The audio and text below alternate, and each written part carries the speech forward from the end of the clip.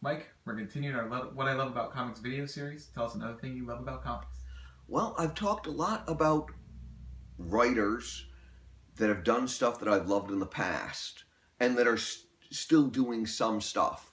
But for the most part, they're not doing as much. People like Kurt Busiek still going strong with Astro City and when it comes out, Autumn Lands, but nowhere's near as much as what he used to do. Um, I'd like to switch up a little bit and talk about someone who is still in their prime creatively, or maybe just a touch past, not sure, but someone whose biggest stuff is yet to come. I'd like to talk about Geoff Johns. Now, a lot of people don't realize that Johns really did a lot of stuff for Marvel as well as DC because he's so known for the DC stuff. And honestly, most of his Marvel stuff isn't as good, although his Vision miniseries I think was spectacular. And,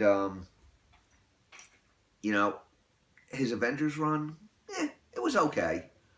But what Geoff Johns is really known for is his work on DC, in particular, taking characters that were lesser known or forgotten,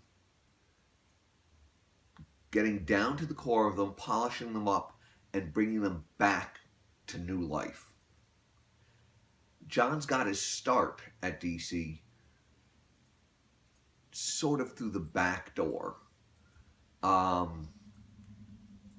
There was a JSA series that James Robinson was writing with David Goyer. And David Goyer was known for Hollywood. James Robinson wanted to get into Hollywood. And there was this guy, Geoff Johns, who was working in Hollywood as an assistant producer and an assistant on things. And he loved comics and really wanted to get into it.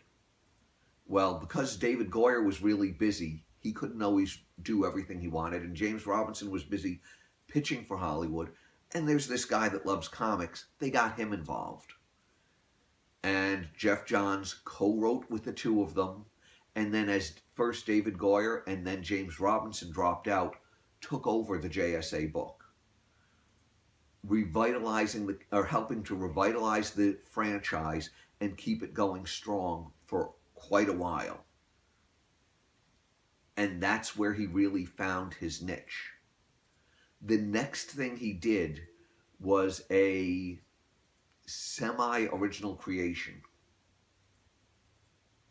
Stars and Stripe, taking the old Star-Spangled Kid story with a young kid who's the main character and the older character as the sidekick. Originally it was Star-Spangled Kid and his chauffeur, Stripesy, back in the Golden Age. Then Geoff Johns updated that, took that same core concept and brought it to fresh light using Courtney, who became the new Star-Spangled Kid, and still Stripesy, now not the chauffeur who is older and watching the younger child, but the stepfather trying to keep his stepdaughter out of trouble. And the book was a mixed success, taking characters that no one cared about and making them into characters that some people cared about. But it was really important to Johns because Courtney was based after his sister who had died in a plane crash. And it showed that he was a marketable talent and he knew what to do to update characters. Well, that and JSA, he was, doing okay. Next thing he got his hands on was Hawkman. Hawkman is a great DC character that is a very troubled DC character still. Because the original Hawkman was this guy who was a reincarnated Egyptian prince under a curse to always reincarnate. That was Golden Age. when they did the Silver Age Hawkman, they said, oh, he's an alien from Thanagar and a space policeman. And then over the years, they sort of mixed the two and said, well, the space policeman is a reincarnation of this person, and timelines got very muddled and no one really knew what was going on. And Johns cleared things up, showing this is how this character can be all of these things simultaneously, and did a solid run on Hawkman. Now, since then, Hawkman has still gotten a little muddled. We'll talk about that in a little bit. But anyways, after Hawkman, Geoff Johns went on to try to reboot a little-known character, D-lister, Hal Jordan, Green Lantern. And actually, Hal Jordan wasn't even Green Lantern at the time. Hal Jordan had been dead for years. And you had Kyle Rayner as Green Lantern, along with occasionally seeing Guy Gardner. And Geoff Johns had this idea of how to bring Hal Jordan back, which he did in a Green Lantern Rebirth 6-issue miniseries. Brought back Hal Jordan, cleared out all the old baggage, went back to the core of the character, and made him popular. How popular? He got his own series, which then spun off into a Green Lantern Corps series that Johns wasn't writing. We also had, besides the return of Hal Jordan as the galaxy's greatest Green Lantern, you still had major focuses on Guy Gardner, Kyle Rayner, and John Stewart, all of Earth's Green Lanterns as part of the Corps and a whole cosmic backdrop. At the same time, Johns started a major crossover feeling series without major crossovers. That was the Sinestro Corps War, which took place in 2 books, and 2 books only, but felt like a mega summer event because it was so big. And it was a roller coaster ride of fun as Sinestro builds this whole corps of yellow lanterns, fear lanterns, and attacks the Green Lantern Corps. And then that left hints that there were other corps, which went into the regular Green Lantern books, now plural, building and building as the corps were found, and as Green Lantern went from a D-lister to a top-of-the-line A-lister, where DC stopped talking about the trinity of big characters that they had, Superman, Batman, and Wonder Woman, and changed it to a quad of characters with Hal Jordan, Green Lantern, right up there with them. And then that continued building through Blackest Night, which was a major event and a great story as the dead come back and the Black Lantern Corps has to be fought, and all of the other corps which Johns had introduced had to come together. And it brought a revitalization to the DC universe. Now, along the way, Johns also did a couple of other little things.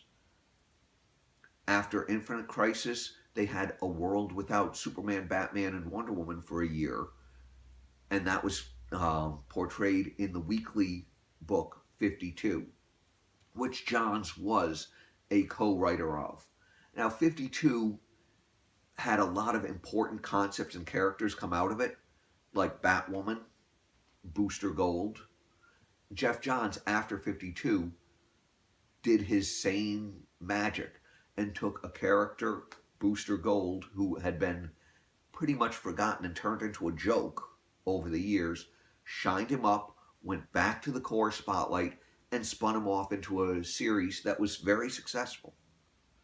12 issues later, Johns leaves the book, which was his plan the whole time, so that the original writer and creator, Dan Jurgens could come back as writer and artist and continue it.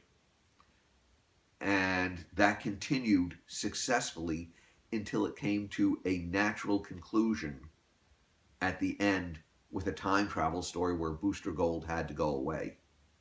And by the way, that was the start of the New 52, but we'll get to that in a minute. Johns also created or shined up the Legion of Superheroes, taking a very convoluted backstory and wait a second, well, the Legion was this, and then they were older, and then they were younger, and there were two versions of them, and condensing that, bringing it back to its core and saying, this is what it is. And he did that right after his second big crossover, Infinite Crisis, where he shined up the whole DC universe. Now, along the way, while he's doing this, he became known as the person to go to when you want to remake a character or revitalize them. And so he was given the task, we've got this other character that is popular, but not as popular as he should be. The Flash, see what you can do with that. Now, Johns had written a run of Flash before featuring Wally West, but DC wanted him to go to the core of the characters. And so Johns said, well, the core of the Flash is the Flash that most people grew up with, that started the whole Flash legacy thing, and that's Hal Jordan. Not Hal Jordan, that's Green Lantern. Barry Allen. Thanks, Steve. What can I say? I'm talking off the top of my head. I screw up sometimes. So Barry Allen, who had been dead since the original Crisis on Infinite Earths, how do you bring him back?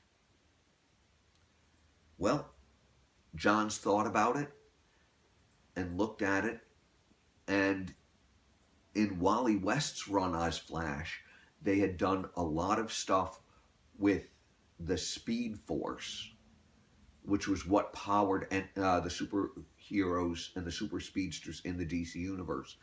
And Mark Waid had done stuff where if Wally ran too fast, the Speed Force would pull him in, and then the only thing that allowed him to get pulled out was his love of Linda Parks, who would remember him and pull him back. So Johns expounded on that.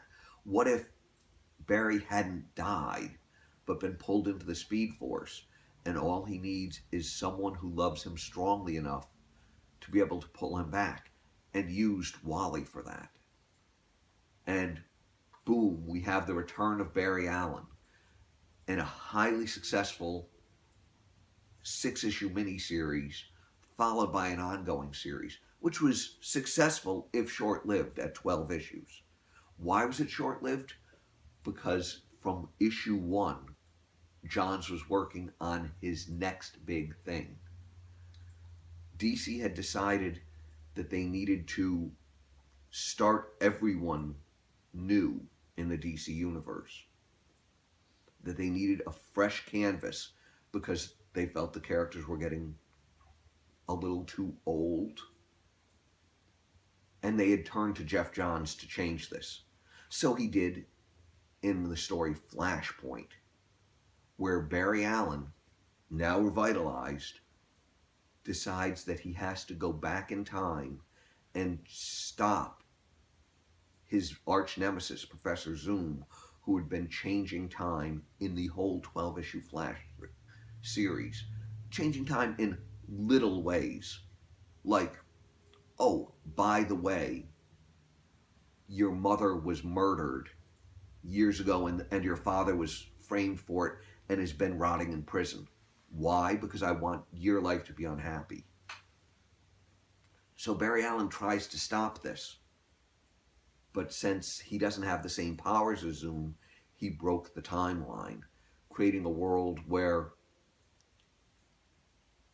Bruce Wayne didn't survive in that alley. Instead, he died and his parents survived, with his father, Thomas Wayne, becoming Batman. Where Hal Jordan didn't get the Green Lantern ring.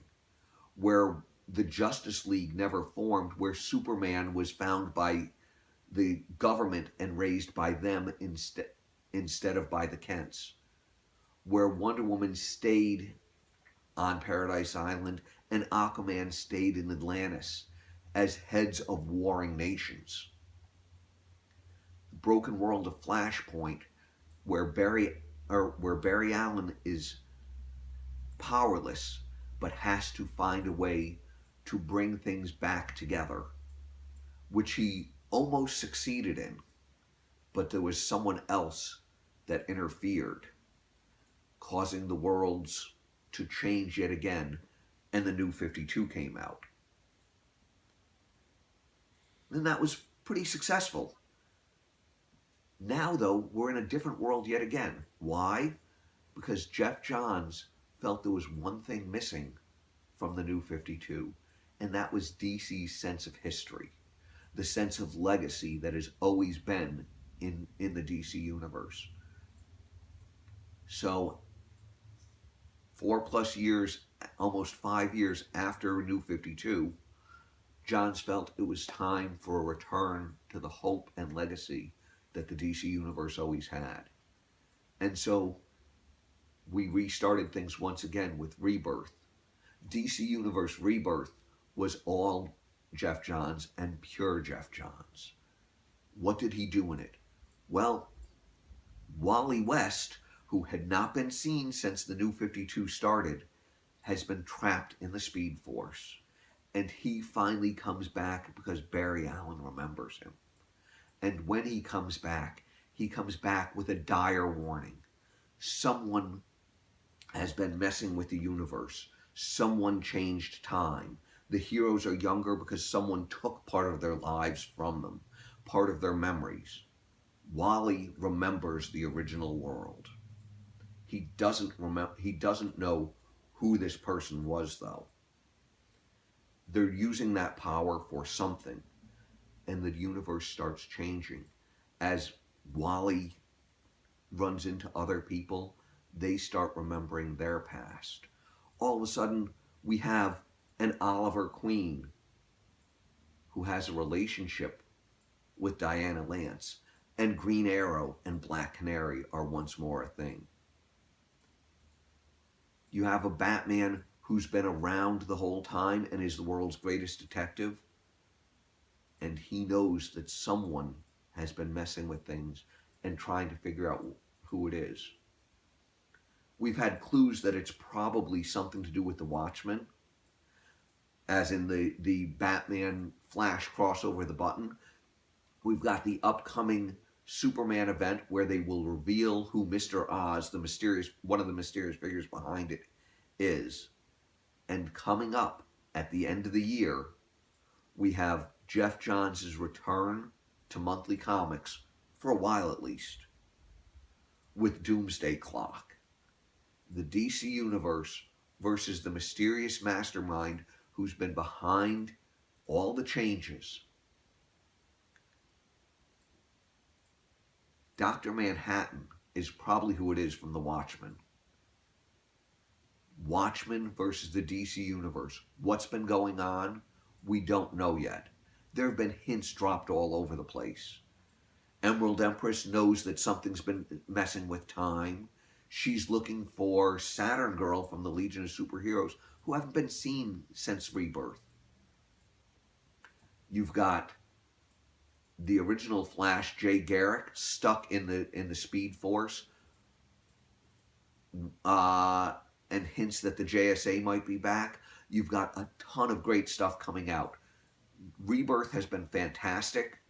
I have to thank Geoff Johns for that, and I am really looking forward to what's coming out next. And it's people like that, people like Geoff Johns, who can keep you excited with new ideas and twists on old ideas, and taking the old stuff and saying, this is the core, this is what's great about these characters. That's one of the things that I really love about comics. All right. Thank you, Mike.